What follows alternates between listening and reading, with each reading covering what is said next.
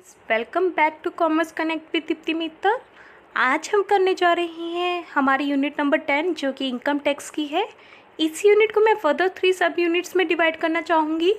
First होगी हमारी direct tax, second होगी हमारी कॉर्पोरेट टैक्स प्लानिंग, थर्ड होगी हमारी इंटरनेशनल टैक्सेशन। हम हमारी इंटरनेशनल टैक्सेशन यूनिट से स्टार्ट करते हैं। इंटरनेशनल टैक्सेशन में सिर्फ हमारे 2 टॉपिक्स हैं। फर्स्ट है डबल टैक्सेशन अवॉइडिंग एग्रीमेंट जिसे हम DTA भी बोलते हैं। सेकंड है हमारा ट्रांसफ़र प्राइसिंग। आज हम करेंगे DTAA, लेकिन उससे पहले हम लोग टर्म को समझते हैं। इंटरनेशनल टैक्सेशन क्या होता है? इंटरनेशनल का मतलब क्या होता है? 2 नेशंस के बीच में जब भी कोई एक्टिविटी हो रही होगी उसे हम क्या बोलते हैं? इंटरनेशनल बोलते हैं। कंट्रीज़ कितनी हो सकती है? 2 भी हो सकती है, 2 से ज़्यादा भी हो सकती है। टैक्सेशन वर्ड कहाँ से आया है? टैक्सेशन वर्ड हमारा टैक्सों से आया है जिसका मतलब है रेट ऑफ टैक्स। लेकिन जैसा कि हमारी यूनिट नंबर 10 का क्या नाम है? Income tax. इनकम टैक्स किस नेचर का है? डायरेक्ट नेचर का है। सो हम यहाँ पे इंटरनेशनल टैक्सेशन भी डायरेक्ट टैक्सेशन के फॉर्म में पढ़ेंगे, इनडायरेक्ट टैक्स को नहीं कंसिडर करेंगे। इनडायरेक्ट टैक्स हमारे कौन से हैं? GST है, वैट है या एक्साइज ड्यूटी है, हम उनकी बात नहीं करेंगे। हम सिर्फ on the basis of SSC जो कि डायरेक्ट टैक्स में आता है, जो हमारे इंडिविजुअल हो सकता है, जो हमारे पार्टनरशिप फर्म हो सकती है, जो जॉइंट स्टॉक कंपनी हो सकती है, HUF हो सकती है, एक्सेट्रा, इनको कंसिडर कर करेंगे।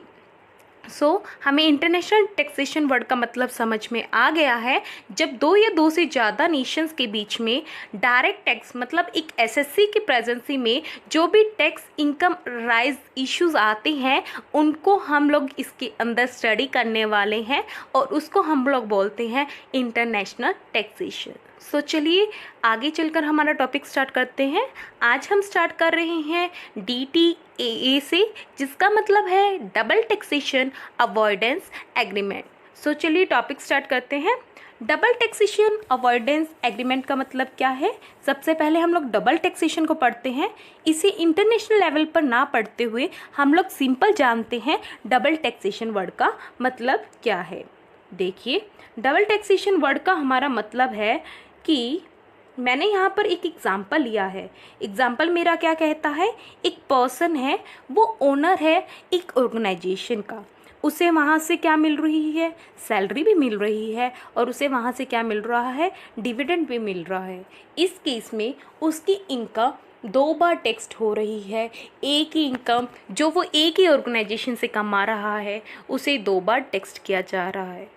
इसका मतलब क्या निकला? इस पूरे कॉन्सेप्ट का मतलब सिर्फ इतना निकला, डबल टैक्सेशन का मतलब होता है same income getting tax twice in the hand of some SSC। एक SSC कौन था?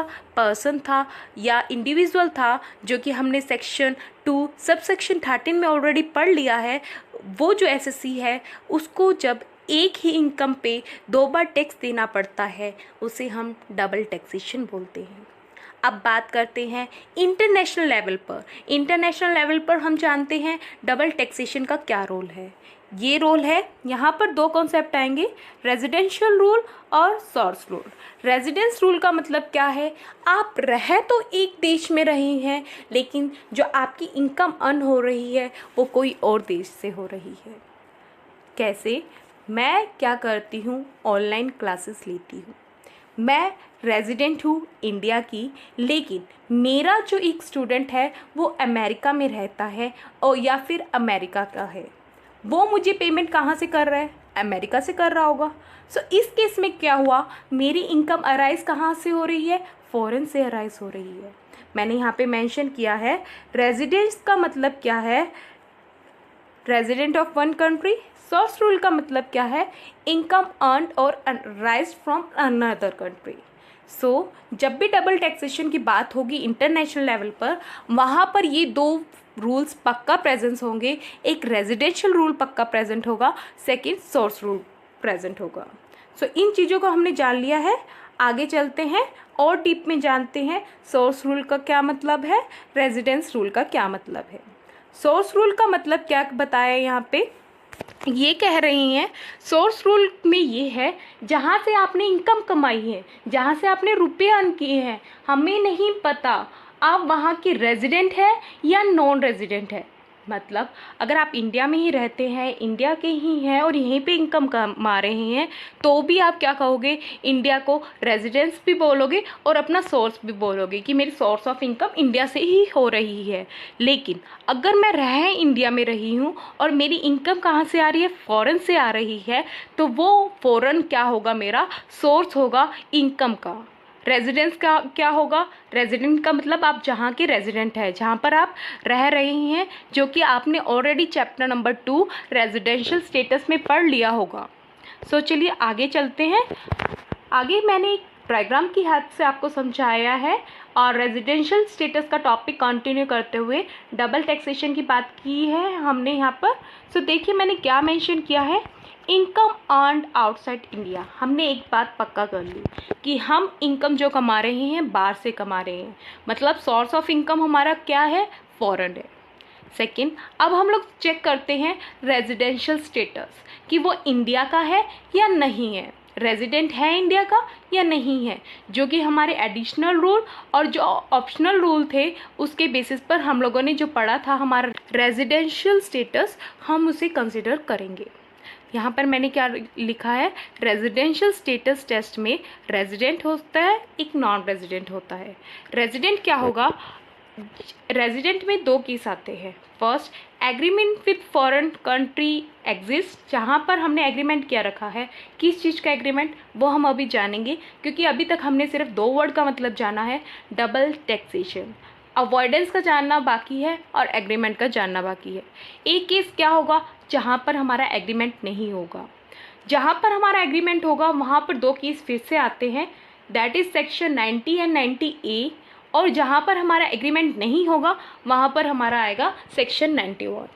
अब देखिए, रुपये वो बाहर से कमा रहा है और वो इंडिया का है ही नहीं, नॉन रेजिडेंट है इंडिया के लिए। क्या इंडिया को कोई मतलब है उस चीज़ से, नहीं मतलब है, तो नॉन रेजिडेंट के केस में ये टैक्सेबल नहीं होगा। इतनी बात ही मुझे आपको यहाँ पर क्लेरिफाई करवानी थी या बतानी थी। आई होप आपको समझ में आ गया होगा और क्लेरिफाई भी हो गया होगा। सो चलिए अब वर्ड जानते हैं, अवॉइडेंस। अवॉइडेंस वर्ड का मतलब क्या है, अवॉइडेंस वर्ड का मतलब है अवॉइड करना। अवॉइडेंस वर्ड का मतलब क्या है, अवॉइड करना, हटाना या कम करना।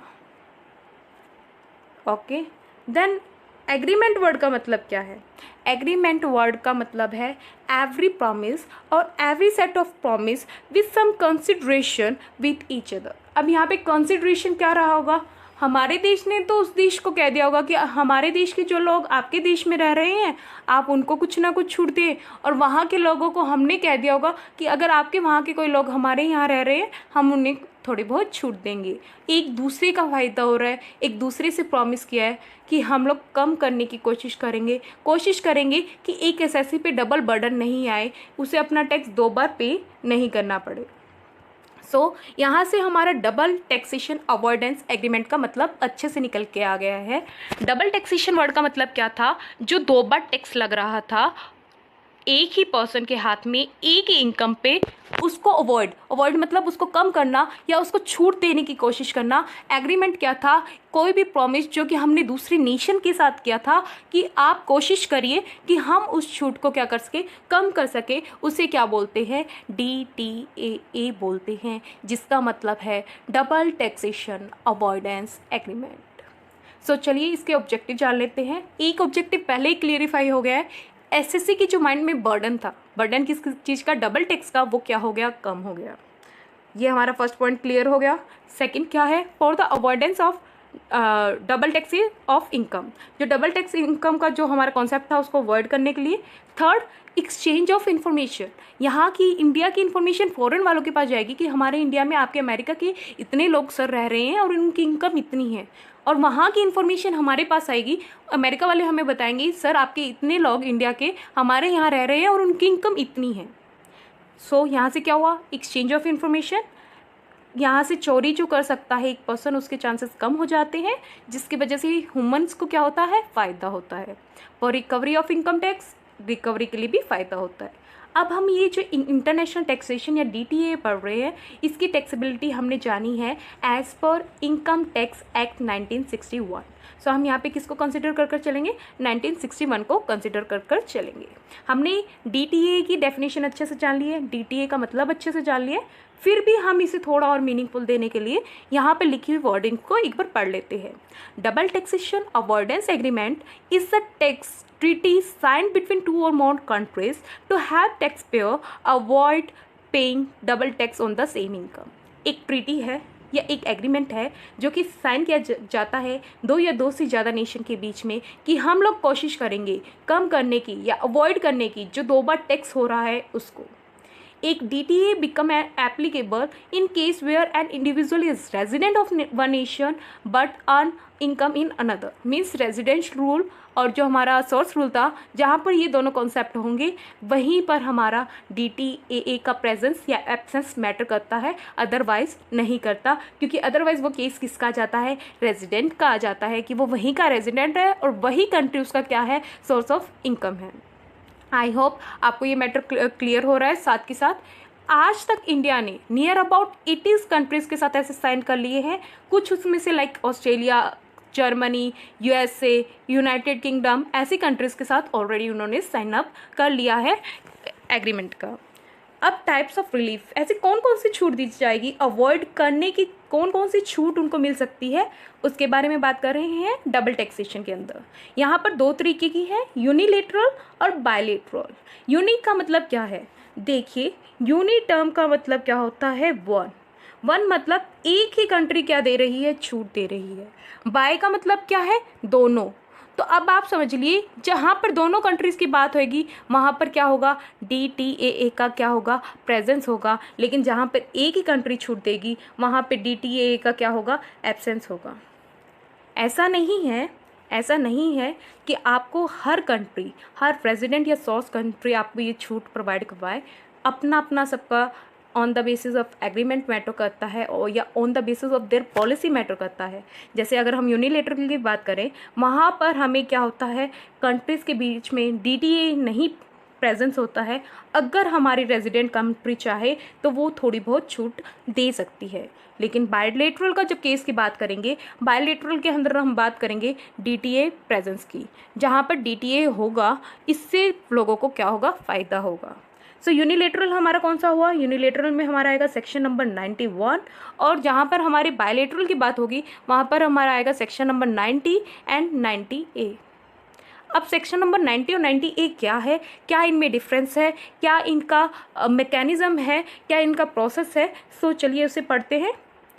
यहाँ पर मैंने बात की थी यूनिलेटरल की डेफिनेशन क्या मेंशन है, this method provide for relief of some kind by the home country मतलब residence country, even when no mutual agreement has been entered into by 2 countries. Although DTA क्या है, एब्सेंस है, लेकिन यहाँ पर क्या हो गया, म्यूचुअल एग्रीमेंट की एब्सेंसी में भी रेजिडेंस जो गवर्नमेंट होगी या होम गवर्नमेंट होगी वो छूट प्रोवाइड करवाने की कोशिश करेगी अपने SSC को कि उस पर ज़्यादा बर्डन ना हो। सेकंड क्या था, बायलेटरल रिलीफ। बायलेटरल का मतलब क्या है, दोनों कंट्रियों के बीच में क्या है, DTAA प्रेजेंस है। अब वो दोनों कंट्रियां मिलकर अपने अपने मेथड्स के हिसाब से लोगों को छूट प्रोवाइड करवाएगी, रिलीफ प्रोवाइड करवाएगी। 2 मेथड्स यहाँ पे मैंने मेंशन किए हैं, exempted method and tax credit method. Exempted method क्या कह रहा है, a particular income is taxed in only one of the 2 nation. एक पर्टिकुलर इनकम दोनों में से किसी एक ही कंट्री में क्या होगी, टैक्सेबल होगी, ये होता है एग्जम्प्टेड इनकम। सेकंड क्या होगी, tax credit method. Tax credit method का मतलब क्या है, income is taxable in both country, दोनों कंट्री में दी जाएगी। The country of residence of the tax payer however allow him credit for the tax charge there on in the country of source. क्या कहती है कि हमारी जो गवर्नमेंट है, रेजिडेंशियल जहाँ का वो रेजिडेंट है, वहाँ की गवर्नमेंट कुछ छूट देने की कोशिश करती है, कुछ अलाउंस देने की कोशिश करती है कि उस पर्सन को बर्डन ना हो टैक्स का, इसको कंसिडर करते हुए, और इसके बेसिस पर वो टैक्स क्रेडिट मेथड अप्लाई करती है, जहाँ पर वो क्या करती है, गवर्नमेंट जो फॉरेन वाली गवर्नमेंट को जो उनको टैक्स देना है एक टैक्स पेयर को, उसको क्या कर देती है, क्रेडिट कर देती है, जिसको हम क्या बोलते हैं, टैक्स क्रेडिट मेथड बोलते हैं। समझ गए। तो in India double taxation relief is provided by a combination of two relief, दो रिलीफ से प्रोवाइड करवाई जाती है। सेक्शन 19 की बात की थी हमने, अब हम लोग शॉर्ट में जान लेते हैं सेक्शन 19 क्या था, सेक्शन 90A क्या था और हमारा सेक्शन 91 क्या था। सेक्शन 90 हमारा था कि जब दो कंट्रीज़ के बीच में क्या हो, DTAA हो। लेकिन सेक्शन 90A क्या है, दो कंट्रीज़ के बीच में नहीं है, लेकिन स्पेसिफिक एसोसिएशंस के बीच में क्या है, एग्रीमेंट है, DTAA है, वो क्या होगा हमारा सेक्शन 90A होगा। और सेक्शन 91 हमारा किससे लिंक्ड होगा, सेक्शन 91 हमारा लिंक्ड होगा किससे, no DTA, no mutual agreement, जहाँ पर DTA क्या होगा, एब्सेंस होगा, DTA क्या होगा हमारा, एब्सेंस होगा, DTA का कोई लेना देना ही नहीं है, वो केसेस होंगे। सो चलिए एक लुक मार लेते हैं। सेक्शन 90 को मैंने यहाँ पर मेंशन किया है। Section 90 agreement with foreign countries और स्पेसिफाइड टेरिटरी, कंट्रीज़ भी हो सकती है, टेरिटरीज भी हो सकती है। देन मैंने सेक्शन 91 मेंशन किया है, जहाँ पर कोई भी एग्रीमेंट नहीं होता है, इसे हम यूनिलेटरल भी बोलते हैं। इसी को मैंने सिंपल वे में करते हुए लिखा है, in case there is DTA with the countries, countries के साथ होगा, वहाँ पे आएगा सेक्शन 90। जहाँ पर स्पेसिफिक एसोसिएशंस के साथ आएगा वहाँ पर आएगा हमारा 90A, और जहाँ पर हमारा नो DTA होगा वहाँ पर हमारा आएगा सेक्शन 91। सो आई होप आपको इतना बेसिक बिल्कुल क्लेरिफाई हो गया होगा। कमिंग टू वीडियो लेक्चर में हम हमारा DTA कम्प्लीटली पूरा कर देंगे, और मेरी कोशिश रहेगी कि मैं साथ में आपको प्रैक्टिकल क्वेश्चंस भी करवाऊँ, जिससे आप अपने एग्ज़ाम के लिए फुली प्रिपेयर रहें। सो आप अपना अच्छा देते रहिए, साथ बनाए रखें। टेक केयर, ध्यान रखिए।